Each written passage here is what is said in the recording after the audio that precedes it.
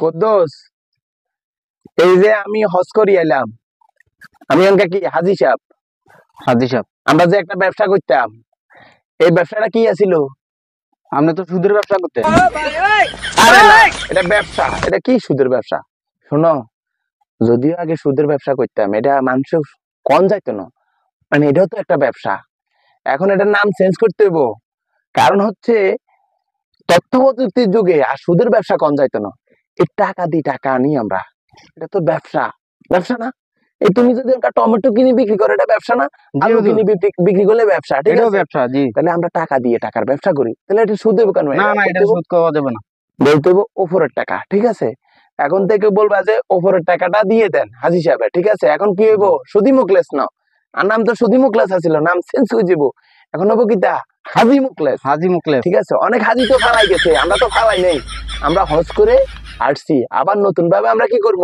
সমাজটারে বিনিময় করব। আর আমরা সুটুত বলা যাইতো না? কি সুটুত বলা যাবো? না না হুজুর, বলা যাইতো না। এখন থেকে কি বলতে হইব? ওপরের টাকা। আর এটা তো সুদ হয় না, টাকা দিয়ে আমরা টাকা আনি, টাকার ব্যবসা করি আমরা, এটা সুদ হবে কেমনে? ঠিক আছে নি? বুঝছো নি? কথা মানুষের বুঝে কইতে হইব বাজি, বুঝছো? আচ্ছা ঠিক আছে, চলো। হুজুর আপনার নামে একটা যদি পোস্টার বানান যায়, পোস্টার বানা যদি আর ভালো করে দেন যায়, তাহলে আপনারা আর কেউ সুদি মুখলেস আর করতো না, সবাই হাজি মুখলেস করবো। তো 1000 দিলে হইব নি? হুজুর 1000 টাকা দিলে ভোটা সাবাই দেও আর কি, তোমরা যাও। হুজুর একটা জিনিস খেয়াল করছেন নি? কি? পোস্টারের মাধ্যমে আপনারে কিন্তু কার মাইছে অন সুদি সুদি মুখলেস করতো না, আর কিন্তু আপনারা অন করবো সুদি। হুজুর আপনি একটা জিনিস খেয়াল করছেন নি? কি কি খেয়াল করতাম আবার? আপনি যে হজ করি আইছেন, হজ করি আইনের হরতেও কিন্তু আপনি কিন্তু কান্নার ওই শতানিটি ছাড়েন না, আপনি কিন্তু শতানি রয়েছেন।